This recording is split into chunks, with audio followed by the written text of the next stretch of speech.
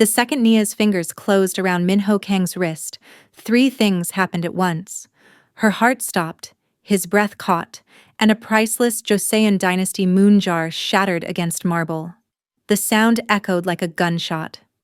She hadn't meant to fall asleep. The chair was the problem. Dark leather positioned like a throne overlooking Seoul's skyline.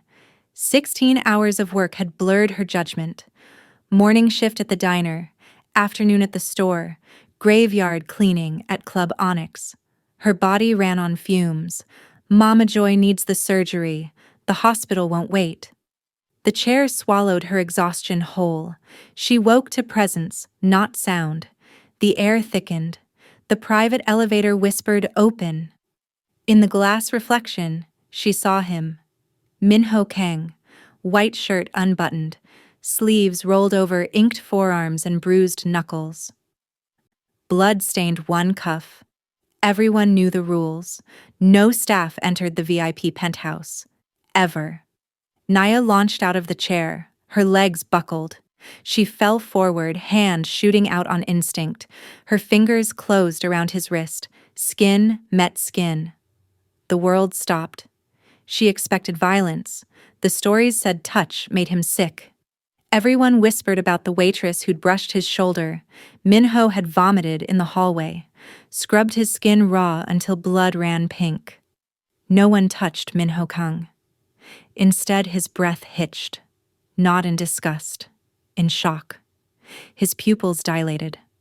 For one impossible second, relief flickered across his face. Then his body jerked backward. His elbow clipped the display table. The moon jar tilted. Time stretched cruel. Nia's reflection showed her horror. Mouth open, hand extended, unable to undo catastrophe. The jar fell. It exploded into glittering pieces.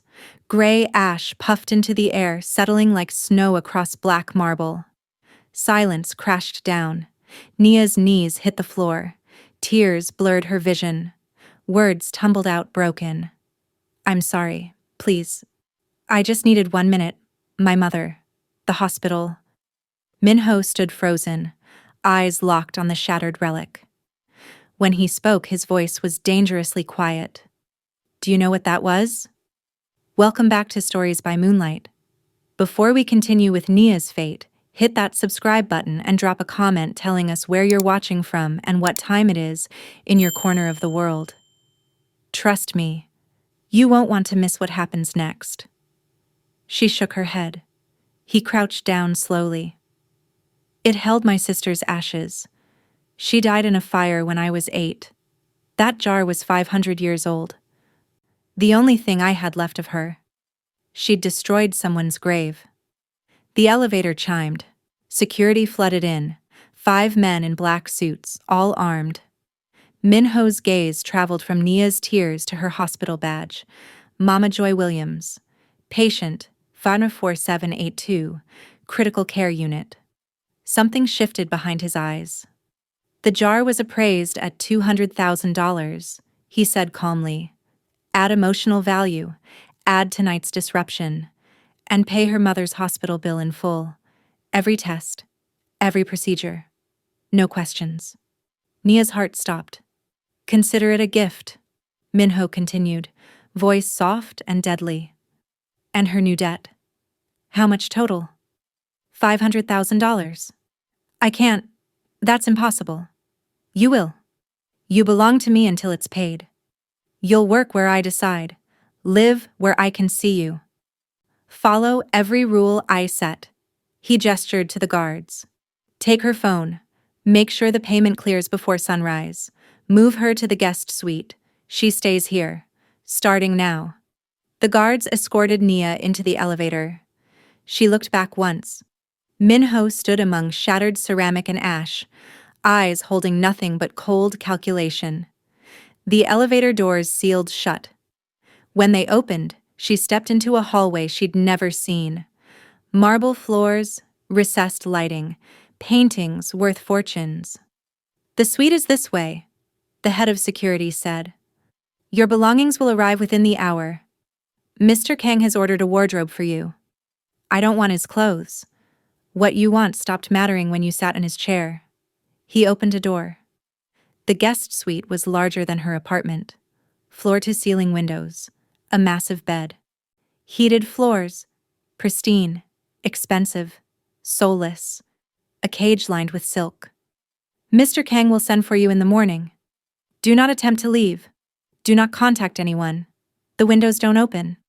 The door locks from outside. He stepped back. The door closed. The lock engaged. Nia walked to the window.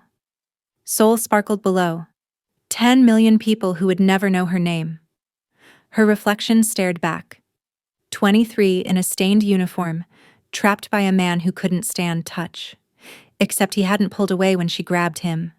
The stories said physical contact made Min-ho sick, made him violent. But when her fingers closed around his wrist, his breath had hitched like relief. Like he'd been starving, and she was air.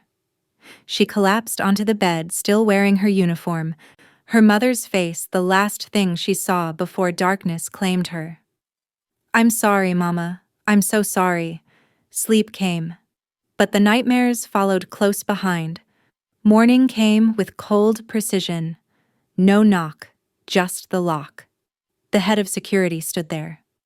"Mr. Kang will see you now." Nia hadn't slept. She'd spent the night in her stained uniform staring at Seoul as it shifted from black to gold. $500,000. 20 years of labor. A lifetime trapped. She followed the guard through marble corridors lined with priceless art. They stopped at carved double doors. He opened them without knocking. Min-ho sat behind a massive desk, bathed in morning light. Black suit. White shirt. Every bruise hidden. He looked rested, controlled, untouchable. "Sit." Nia sat, gripping the armrests to stop her hands shaking. Min-ho slid a folder across. "Your mother's hospital records, surgery tomorrow morning, best surgeons in Seoul, private recovery, no expense spared." Relief crashed through her. "Thank you." "Don't. You're not being saved. You're being bought." He opened a second folder. Nia Williams, age 23. Dropped out of Yonsei when medical bills became unmanageable. 3 jobs, 16-hour days, living in a studio smaller than this office. Desperate, isolated. No one who would notice if you disappeared. His eyes were clinical. "That makes you perfect." "I have obsessive-compulsive disorder," Min-ho said quietly. "Severe. I can't tolerate disorder, contamination, or physical contact. Most people make me sick. Their touch feels like poison." He turned. "But you didn't." Nia's breath caught. "When you grabbed my wrist, I expected panic. Instead, I felt calm." The word hung between them. "I don't know why. What matters is you're useful. Until you pay your debt, you belong to me." He pulled out a contract. 10 pages. Terms for her captivity. $500,000. You'll work as my personal assistant. Live here. Be available whenever I require. Follow my rules without question. What rules? Everything has a place. You'll learn the system. Maintain it. Touch nothing without permission. His eyes locked on hers. And when the disorder becomes unbearable, you'll ground me. Ground you? Yes. How long? 7 years. If you're obedient. If you follow every rule. If you don't make mistakes. And if I refuse? Min-ho's smile didn't reach his eyes. Your mother's surgery gets cancelled. You leave with nothing. Checkmate. Nia signed every page. Each signature sealed her fate. Min-ho locked it away. You start immediately. First rule, this penthouse operates on schedule. Breakfast at 7, lunch at noon, dinner at 7. You eat at the counter, never at my table. Second rule, disorder makes me sick. Books aligned by height, glasses by size, towels folded in thirds. Fix disorder immediately. Third rule, when I'm working, stay silent. When I'm injured, treat the wounds. No doctors, No questions. His eyes darkened. Most important, when I lose control, when I can't breathe, you don't run. You touch me, ground me, no matter what I look like, no matter how violent it becomes. What if I can't? Then you're useless. I don't keep useless things. Subscribe now to see how Nia survives as Min-ho's captive. The rules? Darker than you imagine. He pressed a button. A woman entered with garment bags. Your wardrobe. Business casual. Nothing revealing. Nothing bright. You represent my household now. The woman left. 30 minutes to change and return. We'll begin orientation, starting with why that jar was priceless. At the door, Nia stopped. Nia. Min-ho's expression was unreadable. Your mother will never know what you sacrificed. As far as she's concerned, you got promoted. Better pay. A generous employer. Mercy. Thank you. Don't thank me. Your debt keeps you here. I need you here. Nia changed. Black pants, silk blouse, heels. In the mirror, she barely recognized herself. Professional. Put together. Erased. Her real phone was gone. Replaced with a new device. Limited contacts. Restricted access. A leash disguised as luxury. She returned with 2 minutes to spare. Sit. Let me tell you about the jar you destroyed. Why you'll spend 7 years paying for a dead girl's ashes. The moon jar had been commissioned by his great-grandfather during the Joseon dynasty's final years. White porcelain, perfect symmetry, a vessel for precious things. When Min-ho's sister died in the fire that killed his parents, he'd kept her ashes there. For 20 years, it sat untouched. Sacred. The only piece of his childhood that hadn't burned. Her name was Minji, he said quietly. She was 6. I promised to protect her. His voice didn't break, but something behind his eyes did. I failed. Nia understood. She hadn't just destroyed an artifact. She'd shattered the last connection Min-ho had to the sister he couldn't save. I'm sorry. Sorry doesn't pay debts.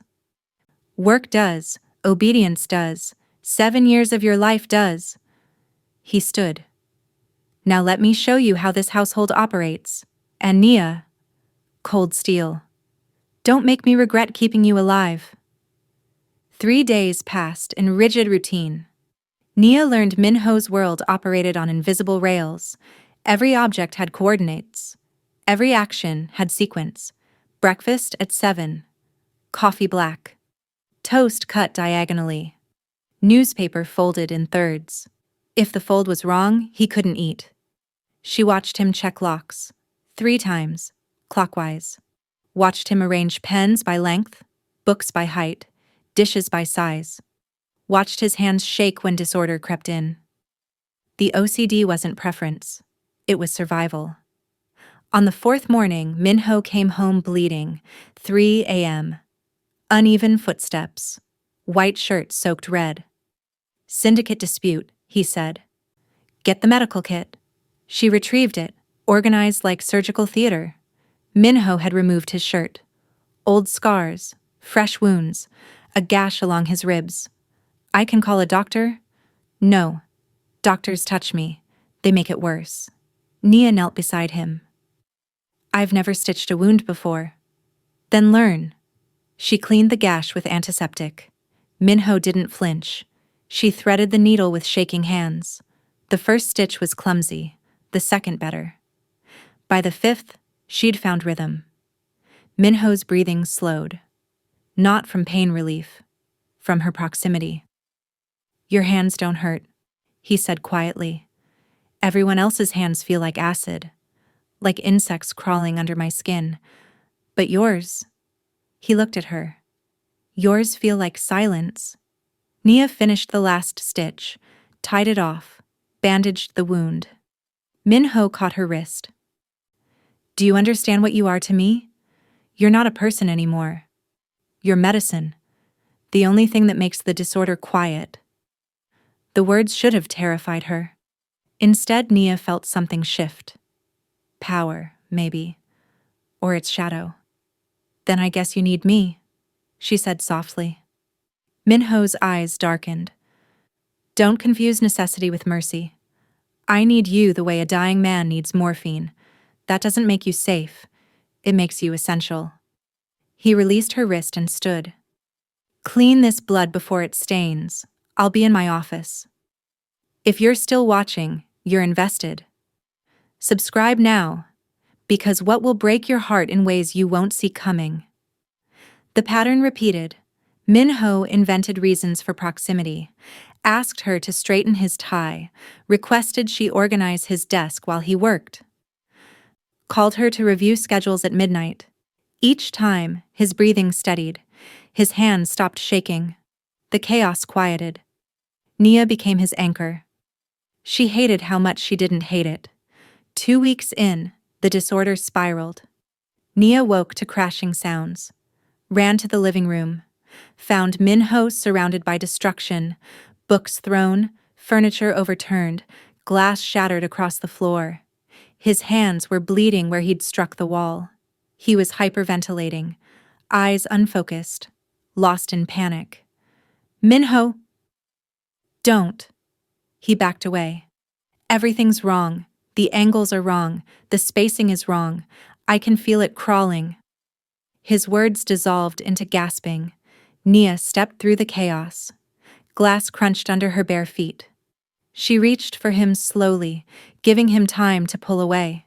He didn't. Her fingers closed around his wrist. The same place she'd grabbed that first night. His pulse hammered against her palm, too fast, too erratic. Breathe, she whispered. Count with me. 1. Min-ho's eyes found hers. 2. His breathing hitched. 3. Slower. 4. His shoulders lowered. 5. The panic receded. Min-ho's forehead dropped against her shoulder. Not an embrace. A collapse. His entire body weight leaned into her, trusting her to hold him upright. They stood like that for minutes that felt like hours. His breathing gradually steadied against her neck, his hands unclenched. The storm in his mind quieted to whisper. I'm sorry, he said finally, voice raw. You shouldn't have to see me like this. It's fine. It's not. He pulled back. His eyes were red-rimmed, devastated. I'm a monster who bought your life because I can't survive without you. There's nothing fine about that. The honesty broke something in Nia's chest. What happened? She asked quietly. Tonight. What triggered it? Min-ho looked at the destruction surrounding them. Tomorrow is the anniversary, 20 years since the fire, since I watched my parents burn, since I let Min-ji die. His voice didn't break, but his hands did, trembling violently, betraying the control he fought to maintain. I promised her I'd get her out, he whispered. I was 8, she was 6. The fire spread so fast, I tried to go back. Min-ho, they held me back. The firefighters, they wouldn't let me. His breathing fractured. I could hear her screaming. I could hear her, and I couldn't. The sentence died. Nia pulled him back against her. This time it was deliberate, not grounding, comfort. Min-ho's arms came around her slowly, carefully, like he was afraid she'd disappear if he held too tight. For the first time in 20 years, Min-ho Kang slept without nightmares, held by the woman he'd imprisoned. Morning came too bright. Min-ho stood at the window, perfectly still. He hadn't slept. Nia heard him pacing until dawn. Footsteps measured, obsessive, trying to walk off demons. 20 years since the fire. I have meetings today, Min-ho said. Syndicate business. I'll be gone until evening. Do you want me to? No. Stay here. Don't answer the door. He left without breakfast. Nia spent the day maintaining his order. Called her mother. 5 minutes. Listened to Mama Joy talk about recovery. About the mysterious employer who'd saved them. He must be a good man. Mama Joy said. Nia couldn't respond. Min-ho returned at midnight. The elevator opened. She heard uneven breathing, stumbling, breaking. She ran. Found him destroying everything. Books torn, furniture overturned, glass shattered, blood on walls. Min-ho, get out! I can feel them burning. I can smell smoke. I can hear her screaming. He struck the wall. Knuckles split. Nia grabbed his wrists. Stop. You're hurting yourself. I deserve it. I let her die. I let them all die. You were 8 years old. I should have saved her. His legs gave out. They collapsed among destruction, blood and glass and shattered perfection. Min-ho's body shook, not crying, something breaking from inside. I promised Minji I'd protect her. We were playing hide and seek, then I smelled smoke. The fire spread so fast. Firefighters held me back. I could hear her screaming for me. Appa, help me. Appa, please. She kept screaming until... The sentence died. Nia pulled him against her, wrapped her arms tight. Min-ho buried his face in her shoulder and let the control shatter. He didn't cry. He shook, gasped. You were a child, she whispered. It wasn't your fault. It was. No. Eventually his breathing steadied. His body went heavy. He didn't pull away. Just stayed, vulnerable and broken, trusting her.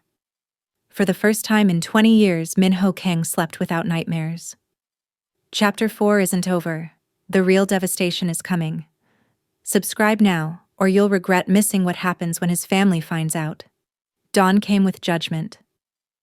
Nia woke to the elevator chiming, opened her eyes to find herself still on the living room floor, Min-ho's head resting in her lap, surrounded by destruction. The elevator doors opened. A woman stepped out. 60s. Elegant, cold, Chanel, diamonds. Her eyes swept the room. Chaos, blood, Min-ho asleep in Nia's arms. Madame Kang, Min-ho's grandmother, syndicate matriarch. So, this is the girl. Min-ho woke, sat up, put himself between them. Grandmother. Silence. I heard rumors. My grandson, the untouchable heir, reduced to this by some cleaning girl. She looked at Nia with contempt. Stand up. Nia stood. Bloody footprints on marble. What's your name? Nia Williams. American, black, working class. Each word a crime. Do you know what Min-ho does? The people he's killed? The blood on his hands? He's a monster, created by me, perfected by necessity. He doesn't need comfort, he needs strength. You're making him weak. The syndicate sees it, our enemies see it. You're a liability. Min-ho stood. Grandmother, enough. No, not enough. Not nearly enough. Madame Kang's eyes were steel. Get rid of her, today, or I will. No. The word hung in the air. Madame Kang turned slowly. What did you say? I said no. Min-ho's voice was quiet, final. She stays. Then you're choosing her over your family, over your position, over everything I built. Yes. Silence crashed down. Nia stepped forward. You don't understand. He's not weak. He's surviving. He's been alone since he was 8. Where were you when he needed someone through the nightmares? When he was scrubbing his skin raw? You created a weapon and called it family. Don't blame me for treating him like a human. The words rang through the penthouse. Madame Kang's expression didn't change, but something flickered behind her eyes. You have spirit, she said finally. Foolish spirit, but spirit nonetheless. It won't save you. The syndicate doesn't forgive weakness. And Min-ho. She looked at her grandson. You'll regret this choice. When they come for her. When they use her against you. When she becomes your greatest vulnerability. She turned toward the elevator. You have 1 week to fix this. Or I'll fix it for you. The elevator doors closed. Min-ho stood frozen. Nia waited. Finally, he spoke. Voice hollow. She's right. Min-ho, You should go. While you still can. Before they hurt you to hurt me. I'm not going anywhere. I'm not asking.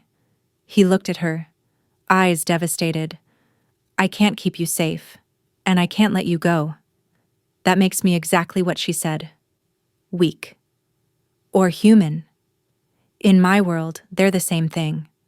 3 days of silence followed Madame Kang's ultimatum. Min-ho retreated into work, left before dawn, returned after midnight, avoided Nia's eyes. The penthouse felt hollow. On the 4th morning, he placed an envelope on the counter. What's this? Your contract. Torn up. Your debt is forgiven. You're free. Nia's heart stopped. What? I talked to your mother's doctors. She's cleared for discharge. I've arranged an apartment, furnished. 6 months rent paid. Money in an account. Enough to start over. He wouldn't look at her. I can't keep you here. My grandmother was right. You're in danger because of me. The syndicate uses loved ones as leverage.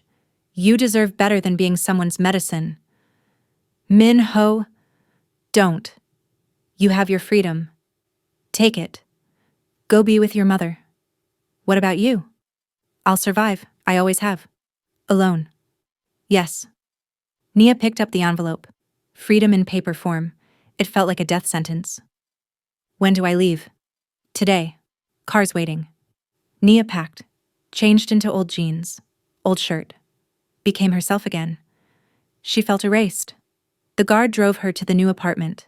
2 bedrooms, windows that opened, everything she'd dreamed of. It felt like a cage. Mama Joy arrived that afternoon, healthy, smiling. My baby girl, you saved my life. Nia held her mother and said nothing about the price. 2 weeks passed. Normal job. Normal life.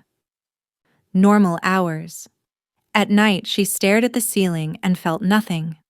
The 3rd week, she visited Club Onyx, stood outside the building where she'd cleaned floors and fallen asleep in a forbidden chair. The doorman let her enter. She took the elevator to the executive floor. Min-ho sat at his desk, immaculate as always. But his hands shook. His eyes were red-rimmed. Nia, you shouldn't be here. I know. It's not safe. I don't care. Min-ho stood. Why did you come back? Because I'm an idiot. Because freedom feels like drowning. Because I miss you. That's not a reason to stay. This is, I choose you. Not because of debt. Not because of necessity. I choose you, Min-ho Kang. Your OCD. Your trauma. Your blood-stained hands. I choose all of it. Min-ho's control finally cracked. I can't protect you from my world. I'm not asking you to. I'm asking you to let me stay anyway. Nia, do you love me? The question hung in the air. Min-ho's answer came out barely a whisper. Yes. God help me, yes. Then that's enough. Before he could respond, the elevator chimed. Wrong. Min-ho's body went rigid. Get behind me. 3 men stepped out. Rival gang. Guns drawn. Min-ho Kang, your grandmother sends her regards. Min-ho shoved Nia behind his desk, lunged, disarmed the first, dropped the second. The shot echoed. Min-ho stumbled. Red bloomed across his shirt. Nia screamed. Security eliminated the threat. But Min-ho was down, blood spreading, breathing shallow. Nia pressed her hands against the wound. Stay with me. You don't get to die. Not now. Min-ho's eyes found hers. You came back. Of course I came back. I love you. Nia. You're going to survive. You're going to get therapy. You're going to learn to live. And you're going to do it with me. Min-ho's hand found hers. Bloody. Trembling. Partnership? Partnership, Nia confirmed. No more ownership. No more captivity. Equal ground. Or I walk. Deal. Paramedics arrived, loaded him onto a stretcher. Nia climbed in the ambulance, still holding his hand. Don't let go, Min-ho whispered. Never. 6 months later. The penthouse looked different. Less austere, more lived. Books still aligned, but not obsessively. Dishes sometimes left in the sink. Min-ho sat in therapy twice a week. Worked on exposure exercises. Learned that disorder wouldn't kill him. Nia finished her degree. Got a job she loved. Kept her own apartment, but spent most nights here, on their terms. By choice. Tonight, Min-ho found her in the chair, the one she'd fallen asleep in that first night. "That chair's taken," he said. Nia smiled. "I know." Min-ho sat beside her. Not too close, not too far. Just right. "I love you," he said. Simple. True. "I know that too." They sat in silence, comfortable, chosen, free. Outside, Seoul glittered.